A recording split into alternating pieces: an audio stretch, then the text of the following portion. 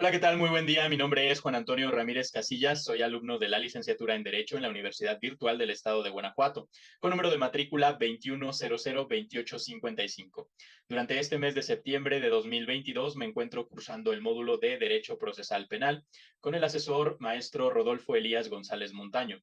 En esta ocasión les presentaré las respuestas a los cuestionamientos que plantea el reto número uno, denominado ¿Cuáles fueron los antecedentes latinoamericanos de la reforma constitucional mexicana?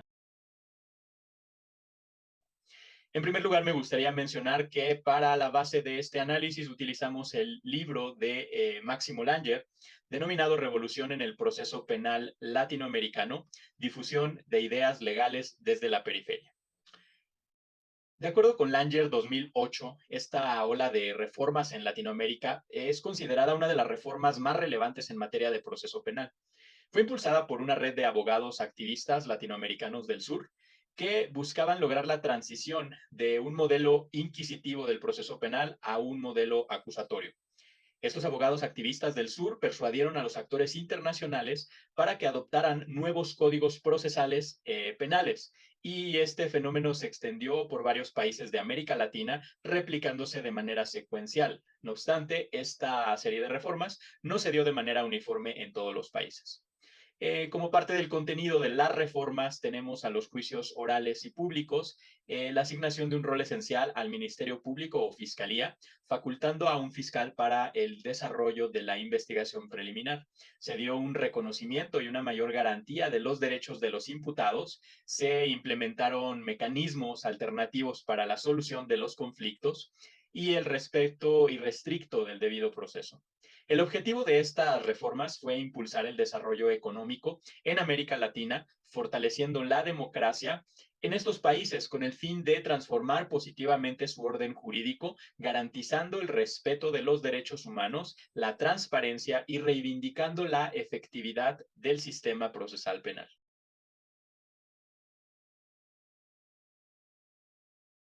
Partiremos de la premisa que los países del centro son aquellos países desarrollados y los países de la periferia son aquellos que se encuentran en vía de desarrollo.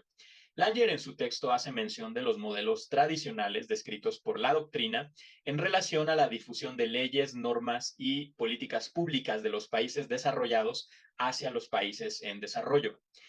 Con esta ola de reformas procesales se da una difusión desde la periferia hacia el centro, estableciendo un nuevo modelo teórico nunca antes desarrollado o descrito por la literatura en relación a la difusión del derecho en el mundo, por medio de la presión de grupo que se ejercía sobre algunos personajes clave de la política. Se logró replicar estas reformas procesales en materia penal de una manera secuencial. Entre los mecanismos tradicionales de difusión del derecho que hace referencia Langer en su texto, tenemos que se puede dar esta difusión, en primer lugar, como respuesta a los procesos internos de los países para importar una solución desde otro país. En segundo lugar, también se puede dar como una elección benéfica para la dinámica de los factores del poder económico. También se puede dar de manera casual, porque las circunstancias o la coyuntura juega un papel importante para la transformación. Se puede dar igualmente adoptando un criterio geográfico en el que la transición se da de los países centrales hacia los países periféricos, ya sea por imposición mediante amenazas o como una manera de incentivar el aseguramiento del cumplimiento de sus intereses o de sus objetivos. Se puede dar igualmente la difusión como parte de la dinámica capitalista y como presión a los agentes económicos del poder.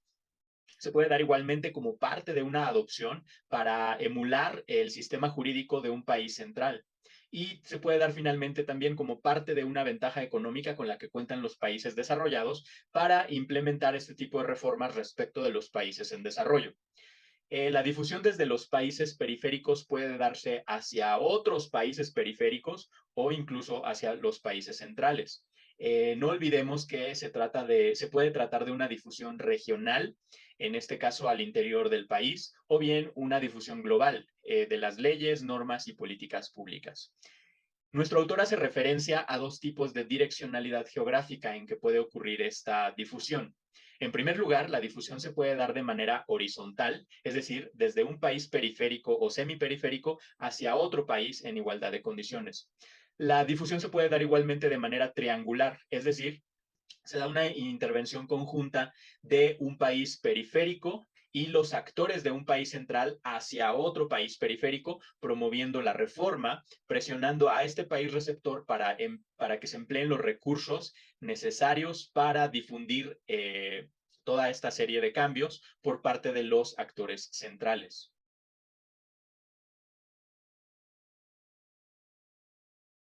Ahora hablaremos de las distinciones que se marcan entre los códigos inquisitivos y los códigos de corte acusativo, que son estos códigos implementados por la Reforma latinoamericana. En primer lugar, debemos recordar que los códigos inquisitivos se inspiraban en la legislación y en las reformas procesales penales europeas. Leyes como las Siete Partidas, el Code d'instruction criminelle de 1808 o el Código de Proyecto para Luisiana, escrito por Edward Livingston. Estos códigos inquisitivos no incluían aspectos como los juicios orales o los juicios públicos, tampoco contemplaban la participación de jurados. Y en América Latina, pues se daba este fenómeno de que las élites consideraban que los gobernados aún no estaban listos para este tipo de reformas. En su mayoría se seguía el modelo implementado por la Iglesia Católica y las monarquías absolutistas. El proceso penal se dividía en dos fases. La primera, que era la etapa de investigación preliminar, y la segunda, que era la etapa de juicio y que concluía con la determinación de la pena. En este caso, hablamos de que un juez estaba encargado de conducir la investigación de las conductas criminales. La investigación era secreta y en muy pocas ocasiones los procesados tenían derechos respecto de esto. Por ejemplo, no podían estar presentes durante el proceso de investigación y en muchas ocasiones no conocían los cargos que se les imputaban. De manera general, podemos decir que el objetivo de la prisión preventiva no existía como tal, dado que la prisión preventiva era obligatoria. El juez o la policía no podían tomar en cuenta la gravedad del delito ni las características o circunstancias específicas del autor de la conducta para efectos de la imputación y del desarrollo del proceso penal. Además de que era el juez la figura o el actor principal en todo este proceso porque lo conducía desde principio a fin. Si bien había un fiscal que estaba a cargo de realizar la imputación, tanto el desarrollo de la investigación como el proceso y llegar a la sentencia estaban a cargo del juez. El proceso en su mayoría era escrito y no había presencia de jurado. Por lo que respecta a los códigos de corte acusatorio, tenemos que recordar esta enorme influencia que ejerció la red de abogados activistas de latinoamericanos del sur, como Vélez Mariconde y Soler en Argentina, quienes tomaron como fuente los códigos procesales penales italianos de 1913 y 1930 para crear el Código Argentino de Córdoba de 1939. Este código tomó elementos acusatorios como los juicios públicos y los juicios orales, el respecto de las garantías procesales de los imputados, etc. Este Código de Córdoba de 1939 se convirtió más tarde en un modelo a seguir a nivel regional y posteriormente inspiró a varios de estos cambios y reformas a nivel global. El conocimiento de este código se difundió por toda Argentina gracias al prestigio de la Universidad de Córdoba y a la cátedra impartida por Vélez Mariconde en diferentes recintos universitarios por toda la Argentina. Otra de las fuentes que también influenció la creación de estos códigos procesales acusatorios fue la Ordenanza Procesal Penal Alemana. Podemos decir de manera general que estos códigos acusatorios introducen juicios orales y públicos y hacen una ampliación de la protección de los imputados reconociéndoles determinados derechos. En la actualidad podemos verificar que los imputados tienen derecho a conocer el delito que se les imputa, a participar en la recolección de los elementos de prueba, a guardar silencio y que este silencio no sea utilizado en su contra, a contar con un abogado que les proporcione asesoría legal y, por supuesto, en caso de no poder contar con los recursos para contratar uno, el poder tener representándolo a un defensor público. Es importante resaltar también que la finalidad que se persigue con la prisión preventiva, pues es la de prevenir el riesgo de fuga y la afectación del desarrollo de la investigación. Para estos códigos acusatorios se le retira al juez esta facultad o esta función de llevar a cabo la investigación y únicamente se le deja con la responsabilidad de la conducción del juicio y la emisión de la sentencia, determinando una pena para el delincuente. El fiscal asume la responsabilidad de conducir la investigación investigación de las conductas delictivas puede decidir, con base a los elementos recolectados, si se ejerce o no se ejerce la acción penal, puede formularle imputaciones al acusado y también es parte de esta fase de recolección de pruebas para demostrar la participación y responsabilidad del delincuente. Se introducen además en estos códigos acusatorios elementos, mecanismos alternativos de solución de conflicto que abren una puerta para la terminación anticipada del proceso penal por medio de acuerdos que permiten reparar el daño y que permiten poner fin al ejercicio de la acción penal.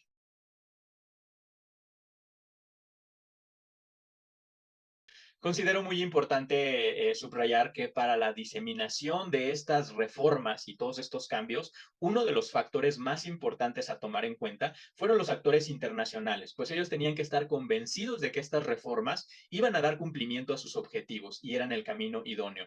Dado que uno de los objetivos de la Agencia de los Estados Unidos para el Desarrollo Internacional, USAID, era el de fortalecer a las economías emergentes y coadyuvar al ejercicio de la democracia, esta red de abogados activistas latinoamericanos del sur hizo una labor titánica para convencer a la USAID y a otros actores internacionales de que este era el camino a seguir, de que la reforma procesal penal era la vía adecuada para lograr estos objetivos.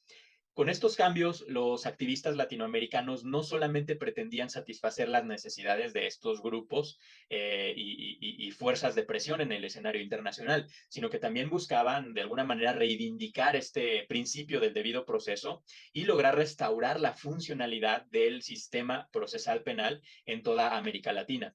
Esto tenía que ser logrado a través de los actores a nivel internacional que pudieran presionar a los países que aún no habían adoptado ningún cambio, motivándolos a seguir el camino de los otros países que, pese a las dificultades económicas, políticas y normativas, pues habían logrado ya dar pasos firmes frente a esta serie de transformaciones tan necesarias en sus órdenes jurídicos. Con la difusión triangular de las leyes, normas y políticas públicas, no solamente había presencia de los actores de los países periféricos, sino que en ocasiones había la necesidad de hacer sinergia con los países centrales, logrando de esta manera dos resultados muy importantes. Primero, la difusión de la reforma y en segundo lugar, la obtención de los medios y los recursos que permitieran realizar la promoción para impulsar a estas reformas y que se lograra este efecto en cascada. Para concluir, me gustaría subrayar que la reforma constitucional del 18 de junio de 2008 es, sin lugar a duda, uno de los avances más significativos que ha experimentado México y, en general, América Latina en materia del procedimiento penal, trayendo como consecuencia la transición de un proceso penal inquisitivo a uno de naturaleza acusatoria o adversarial. Estas transformaciones tienen como base una importante labor de investigación, adaptación y delimitación de los aspectos más relevantes de los que adolecían los códigos de procedimientos penales de las décadas anteriores a la reforma. Fue gracias a esta red de abogados activistas latinoamericanos del sur que se logró convencer a los actores económicos y políticos de cada uno de los 14 países que adoptaron dichos cambios en sus respectivos órdenes jurídicos. La habilidad de persuasión de estos activistas y la presión que ejercieron sobre los actores regionales e internacionales generaron un efecto en cascada que seguramente iba a ir permeando con el paso del tiempo a otras entidades. Es importante señalar que este sistema procesal acusatorio pues no es perfecto y por ende tenemos que darnos a la tarea de identificar las áreas de oportunidad. Considero que los cambios que mayor impacto generan en el largo plazo son aquellos que tienen bases sólidas, respaldo internacional y que inciden de manera significativa en las cifras y estadísticas de cada nación en cuanto a la administración de justicia y al ejercicio del jus puniendi. Con esta reforma se pone a disposición de las partes un sistema de justicia más expedito que el previo a la reforma de 2008 en México, dando la posibilidad de terminar el juicio de manera anticipada siempre y cuando se reúnan los requisitos que exigen los mecanismos alternativos de solución de conflictos. Además, se da una mayor protección a los imputados, se realiza la separación de las facultades de investigación y de desarrollo del juicio y se tiene un desarrollo más eficiente de la secuela procesal con estricto apego a derecho. Les agradezco mucho por su atención y nos vemos en una siguiente ocasión. Gracias y hasta luego.